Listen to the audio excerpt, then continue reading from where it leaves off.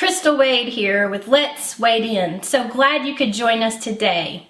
We were talking about the little boy about 8 years old, about 160 years ago, who through faith and patience inherited his promise and received his reward.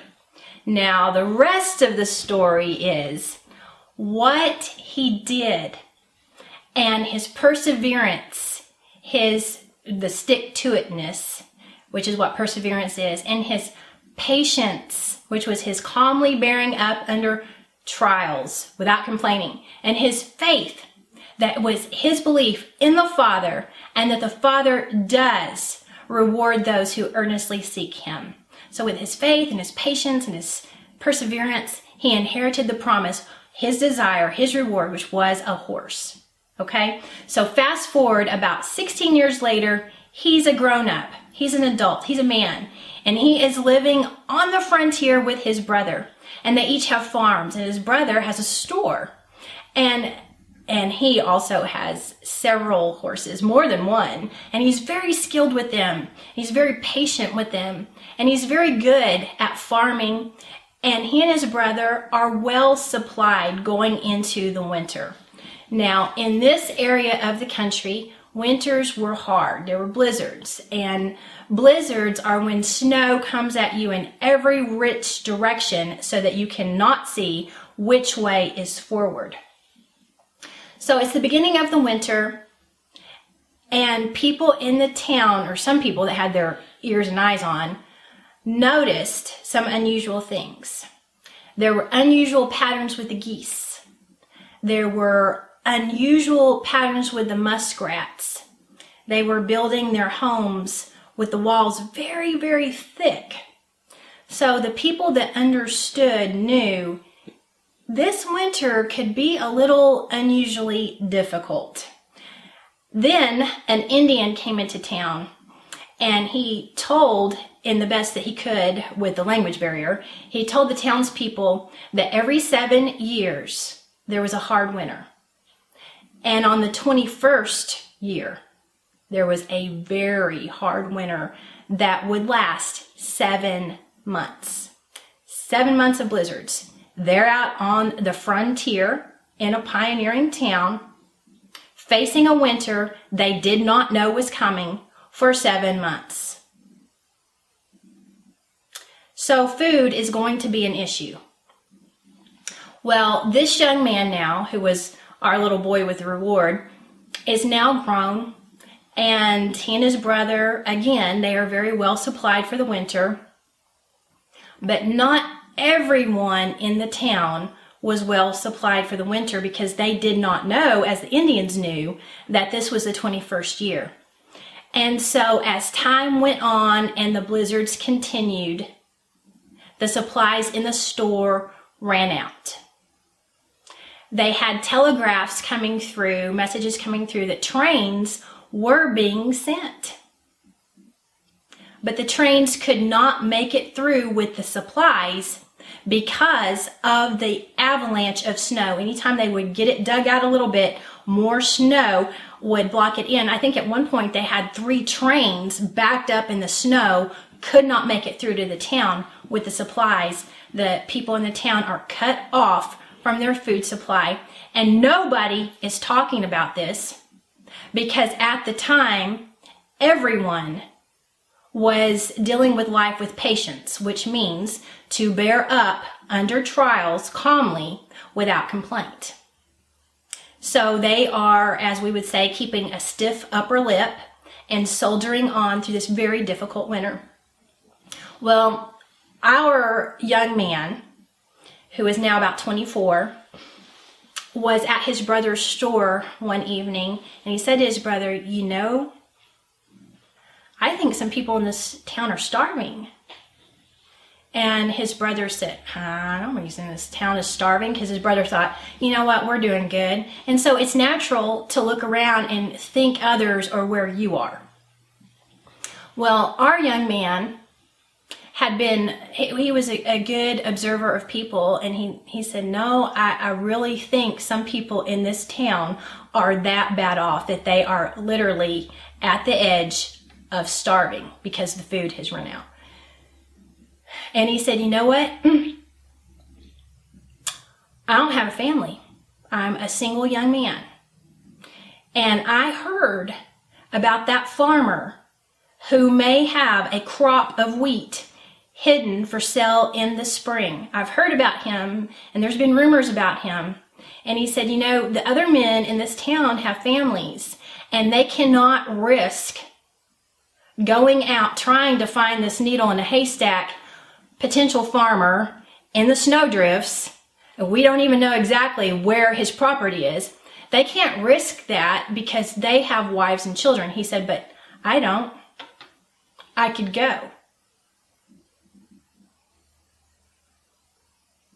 And his brother said, you could die. And he said, I know. And he said, I'm going. So he and a friend hitched up their wagons and hitched up those horses. And they drove 12 miles in the snow. And guess what happened? Their horses sank down a few times.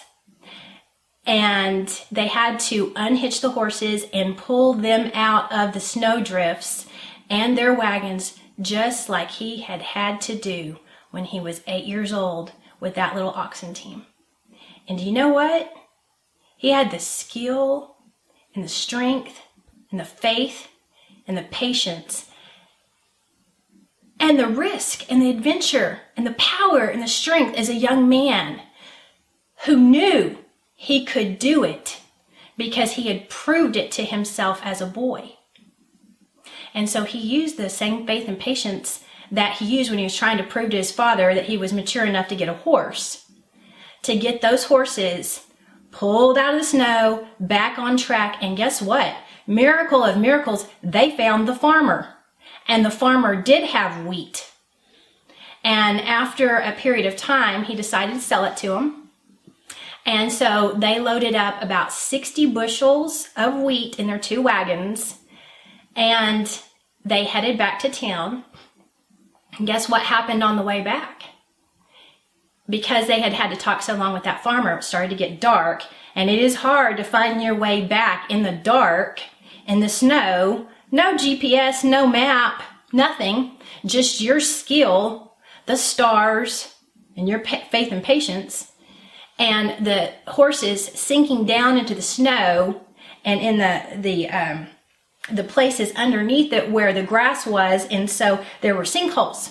So they kept slipping in there, and the young man and his friend had to keep getting out and half frozen and pull them out time after time. They honestly do not know if they are going to make it back with that load. But they're trying their hardest, and they're bearing up calmly without complaining under the trial. And do you know what happened? They did make it back to the town. They did. Just before a 4-day blizzard hit the town again. They barely made it back. He did live. And that load of wheat was enough for all of the town to make it through the last few days, few weeks before the trains were able to get through. Our young man, our young man who just wanted a horse. The father provided it in that time 160 years ago, amazing. Did not remove himself from his hard time. He went through it. He proved himself to his father. And in that time, and he was rewarded, he received the horse. He gained skill and confidence that prepared him to be a superhero in his adulthood. He saved a town. So I want to encourage you, when you are going through hard times in your life, ask the Father to help you. Ask Him to help you. Have enough strength, patience, and faith to make it through. He will. He'll give you more than you naturally have. He wants you to make it through. And he is preparing you in those times, in those hard times. He will reward you as well.